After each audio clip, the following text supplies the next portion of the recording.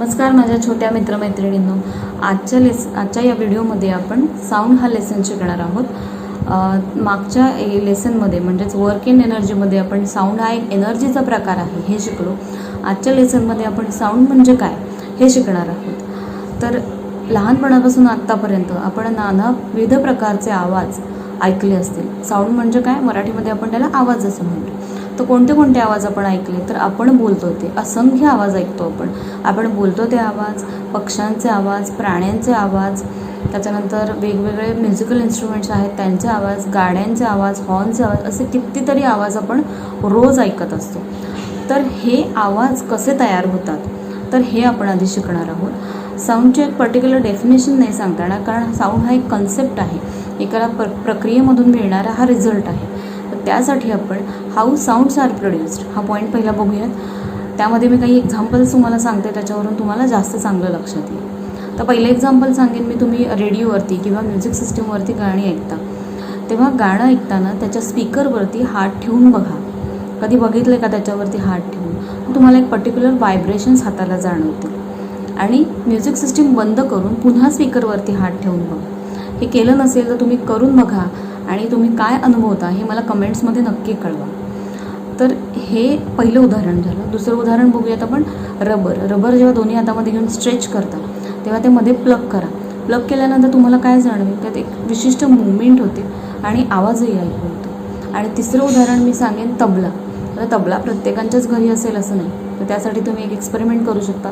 एक भांडं घेऊन त्याच्यावरती जो बलून फुगा असतो तो फुटला की त्याचं जे रबर राहते ते त्याला असं बांधायचं भांड्याच्या तोंडाला, आणि मग त्याच्यावरती किंवा तबल्याच्या डायफ्रॅमवरती तुम्ही काही सीड्स किंवा मातीचे कण, वाळू असं काहीही ठेवा आणि त्या तबल्याच्या डायफ्रॅमवरती नॉक करा. तर तुम्हाला काय जाणवेल, तबल्याचा आवाजही येईल आणि त्याच्याबरोबर ते सीड्स किंवा मातीचे कण व्हायब्रेट होताना दिसतील. तर या तिन्ही उदाहरणामध्ये तुम्ही काय बघितलं, the object that produce sound that causes some kind of movement or they can perform some kind of motion, they oscillates rapidly. म्हणजे स्पीकरचं डायफ्रॅम असेल, तबल्याचं डायफ्रॅम असेल किंवा रबर असेल, याच्यामध्ये एक विशिष्ट प्रकारची मुवमेंट होताना दिसते, एक वेगळी मोशन असते त्याच्यामध्ये. म्हणजेच काय होतं, ते व्हायब्रेट होतात. व्हायब्रेट झाल्यानंतर तुम्हाला हे दिसेल की त्याच्यामध्ये आवाजही ऐकू येतो. म्हणजे तिन्ही गोष्टींमध्ये तुम्ही काय बघितलं, आवाजही ऐकलात आणि व्हायब्रेशनही बघितलं. तर व्हायब्रेशन म्हणजे काय, याच्यात एक पॉईंट येतो व्हायब्रेशन. तर व्हायब्रेशन म्हणजे काय, to and fro or back and forth or up and down motion of an object about the mean position. म्हणजे एखाद्या ऑब्जेक्टची अशा प्रकारची मोशन ज्यामध्ये तो पुढे मागे, वर खाली किंवा साईडला फिरतो किंवा मूव्ह होतो. तर कशाभोवती, तर मीन पोझिशन. म्हणजे त्याचा एक सेंटर पॉईंट असतो आणि त्या सेंटर पॉईंटच्याच वर खाली किंवा साईड बाय साईड मुवमेंट असते. तर याला व्हायब्रेशन असं म्हणतात. The two and fro or back and forth or up and down motion of an object about its mean position that is called as a vibration. Okay. मग आता या तिन्ही उदाहरणावरनं तुम्ही काय बघितलं, तर जिथे व्हायब्रेशन आहे तिथे साऊंड आहे. म्हणजे काय झालं, याच्यावरून काय कन्क्लूड करू शकतो आपण, the vibrations are necessary for the production of sound. As long as the object vibrates the sound is heard. As the vibration stops sound is also stop. म्हणजे जेव्हा जोपर्यंत व्हायब्रेशन चालू असतं तोपर्यंत आपल्याला आवाज ऐकू येतो. व्हायब्रेशन्स थांबले की आवाजही थांबतो.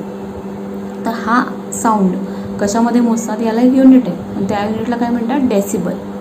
डेसिबलमध्ये तुम्ही साऊंड हा मोजता, त्याचं मापन करता साऊंडचं.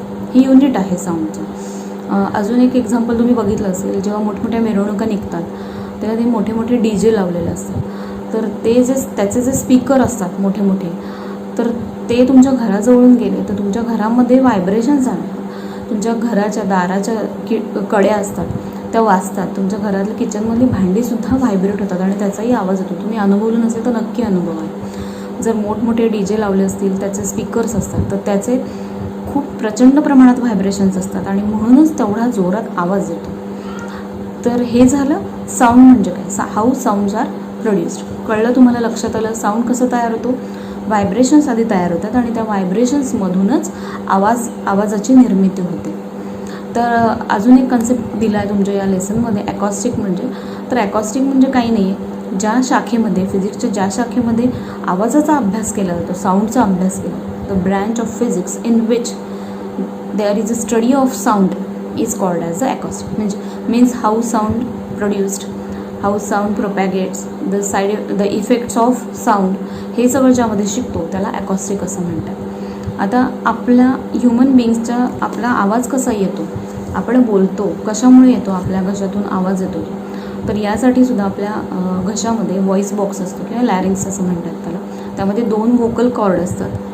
त्या दोन व्होकल कॉर्ड अशा अरेंज केलेले असतात की त्यामध्ये छोटंसं एअर गॅप असतो दोन्ही कॉर्डमध्ये, थोडा छोटासा एअर कॉलम म्हणू शकतो. तर तो हवा पास होण्यासाठी, एअर पास होण्यासाठी ते कॉलम ठेवलेला असतो, जेणेकरून लंग्समधून हवा पास होते आपल्या घशामध्ये येते, त्या लॅरिंग्समध्ये, त्या वोकल कॉर्ड्समध्ये येते आणि तिथे ती त्या हवेमुळे आपले वोकल कॉर्ड्स व्हायब्रेट होतात आणि मग आवाजाची निर्मिती होते. त्या व्हायब्रेशन्समुळे आवाज तयार होतो आणि त्यामुळे आपण बोलू शकतो. म्हणजे आपल्या घशातून जो आवाज येतो त्याला आपण मग काय बोलतो, हा आवाज हा कशावर डिपेंड असतो, तर आपल्या जिभेवरती. त्या हवेला जे तोंडात घशातून आपला आवाज येतो त्याला आपली जीभ एक प्रकारचं वळण देते आणि तो पर्टिक्युलर शब्द किंवा अक्षर ते तयार होतं आणि आपल्या घशातून तो आवाज येतो. तर हे झालं हाऊ साऊंड्स आर प्रोड्युस्ड, कसा आवाजाची निर्मिती होते हे तुम्हाला समजलं. तर आता आपण बघितलं हाऊ साऊंड इज प्रोड्युस्ड,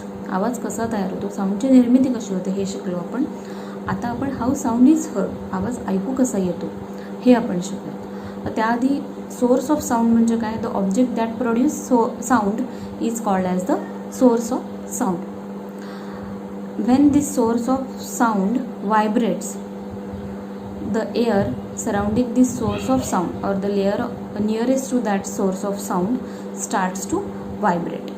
म्हणजे जेव्हा तो सोर्स ऑफ साऊंड व्हायब्रेट व्हायला लागतो त्यावेळेस त्याच्याभोवती जी एअर असते ती सुद्धा व्हायब्रेट व्हायला लागते. The wave of this vibrations spread in all directions. Such wave is called as a sound wave. When this wave reach to our ear, there is a delicate diaphragm in our ear. That diaphragm also start to vibrate because of this sound wave, and then this sensation reach to our brain through the nerves in the ear and we hear the sound. म्हणजे काय होतं, तर जेव्हा sound source of sound आवाज तयार करतो, म्हणजे जेव्हा तुम्ही गाणं ऐकता कुठल्याही म्युझिक सिस्टमवरती किंवा कुठेही, तर तेव्हा काय होतं, ते व्हायब्रेशन्स असतात. तर त्या व्हायब्रेशनमुळे सोर्स ऑफ साऊंडच्या आजूबाजूला जी हवा आहे तर त्याचे मॉलिक्युलसुद्धा व्हायब्रेट व्हायला लागतात. आणि जसा एक मॉलिक्यूल व्हायब्रेट व्हायला लागला त्याच्या बाजूचा दुसरा जो मॉलिक्यूल आहे गॅस मॉलिक्यूल तोही व्हायब्रेट व्हायला लागतो. कशामुळे, तर या पहिल्या गॅस मॉलिक्यूलने जी एनर्जी अक्वायर केली आणि ज्यामुळे तो व्हायब्रेट व्हायला लागला, तो व्हायब्रेट होताना दुसऱ्या मॉलिक्यूलवरती आदळतो, तो ती एनर्जी ॲक्सेप्ट करतो. आपण एनर्जीमध्ये शिकलो आहे, वर्क इन एनर्जीमध्ये, साऊंड एनर्जीमध्ये, तो ती एनर्जी ॲक्सेप्ट करतो, ॲक्वायर करतो आणि तोही व्हायब्रेट व्हायला लागतो. अशा पद्धतीने हे व्हायब्रेशन्स पास ऑन होतात, याची एक वेव तयार होते, त्याला आपण साऊंड वेव असं म्हणतो. आणि ही वेव जेव्हा पुढे पुढे सगळ्या डिरेक्शनमध्ये पास होते आणि जेव्हा ती आपल्या कानापर्यंत येऊन पोचते, म्हणजे हे जे व्हायब्रेशन्स आहेत हे कानापर्यंत येऊन पोचतात. आपल्या कानामध्ये एक नाजूक असा पडदा असतो, तर या व्हायब्रेशनमुळे तो सुद्धा पडदा व्हायब्रेट व्हायला लागतो आणि ते सेन्सेशन आपल्या ब्रेनपर्यंत जातं. आपल्या कानामधल्या ज्या नसा असतात, नर्व्स असतात, आणि त्याच्यामुळे ते आपल्या मेंदूपर्यंत पोचतं आणि आपल्याला आवाज ऐकू येतो. तर आपण how sound is produced, how sound is heard हे 2 पॉईंट शिकलो आणि आता 3rd पॉईंट शिकणार आहोत, propagation of sound or how sound can travel. So sound can travel through the medium. If there is medium, then only sound can propagate. If there is no medium, then there is no sound. So medium is required for the propagation of sound. So हे medium म्हणजे काय आहे, the substance around the source of sound through which the sound wave can travel is called as the medium. जर medium असेल तर sound wave travel करू शकतो. तर असं का होतं, कारण की तुम्हाला माहिती आहे साऊंड एनर्जीमध्ये आणि आधीचे जो 2 पॉईंट शिकलो आपण त्याच्यामध्ये आपण बघितलं की जर मॉलिक्युल्स असतील तर व्हायब्रेशन पॉसिबल असतं. जर मॉलिक्युल्सच नसतील तर व्हायब्रेशन होणार नाही. आणि तुम्हाला माहिती आहे for the production of sound vibration is necessary. मग जर व्हायब्रेशन नाही झालं तर साऊंड पण तयार होणार नाही. आणि हे मॉलिक्युल्स कशामध्ये असतात तर मीडियममध्ये असतात. तुम्हाला माहिती आहे व्हॅक्यूममध्ये तुम्ही कितीही ओरडलात, कितीही आवाज तयार केला तरी तो ऐकू येणार नाही. का? कारण व्हॅक्यूम म्हणजे काय असतं, निर्वात पोकळी असते, तिथे हवासुद्धा नसते, तिथली हवाही काढून घेतलेली असते. त्याच्यामुळे तिथे मॉलिक्युल्स नसल्यामुळे आवाज तयार होत नाही. त्यामुळे जर मॉलिक्युल्स असतील तर व्हायब्रेशन होणार आणि व्हायब्रेशन असेल तर साऊंड क्रिएट होणार. म्हणून साऊंडला मीडियमची आवश्यकता असते. तुम्हाला माहिती आहे जर एका गावावरून तुम्हाला दुसरीकडे जायचं असेल तर तुम्हाला वाहनाची गरज असते. तुम्ही बसनी, कारनी, कोणत्याही वाहनाने जाऊ शकता, ट्रॅव्हल करू शकता. तुम्हाला माध्यमाची गरज असते. त्याचप्रमाणे साऊंडलासुद्धा माध्यमाची गरज असते.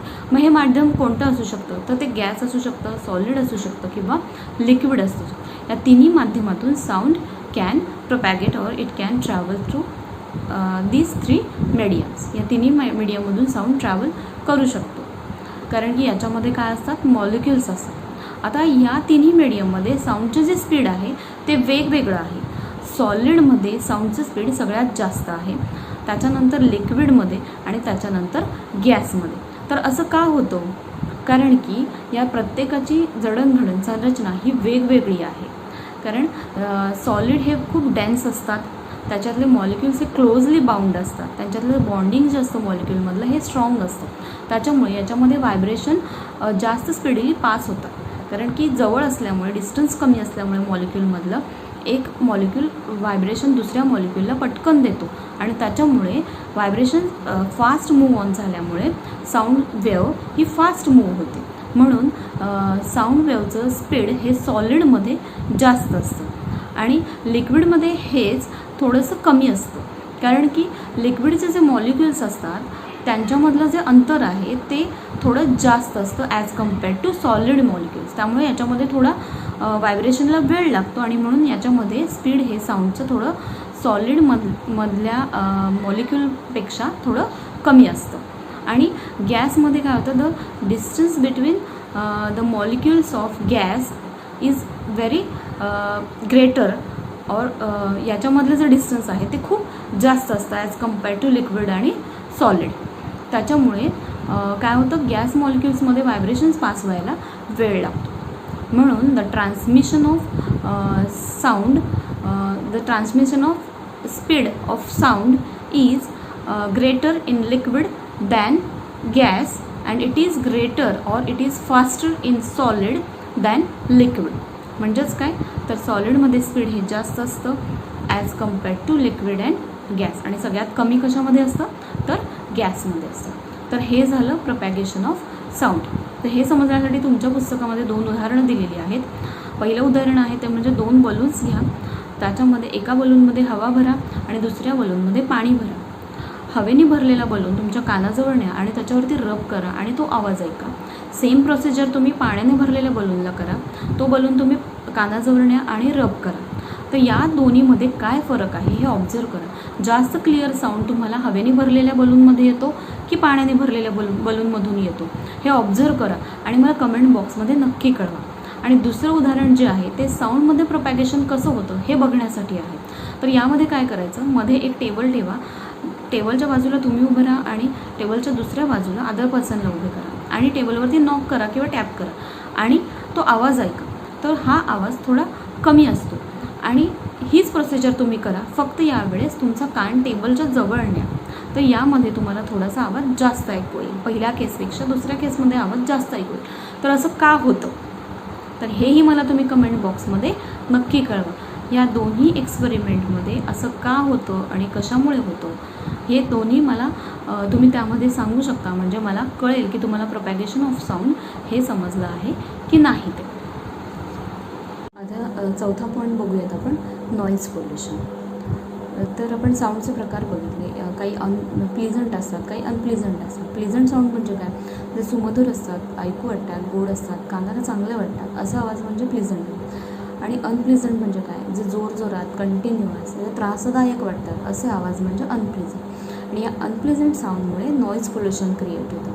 तर नॉईज पोल्युशन म्हणजे जे गाडीचे जोरजोरात हॉर्न वाजतात, मोठमोठ्याने गाणे लावलेले असतात, स्पीकर लावलेले असतात, टी व्हीचे आवाज असतात जोरजोरामध्ये, फॅक्टरीजचे आवाज असतात जोरजोरामध्ये, रस्त्यावरती गाड्यांचे खूप जोरात आवाज येतात, असे जे आवाज असतात त्याने नॉईज पोल्युशन तयार होतं.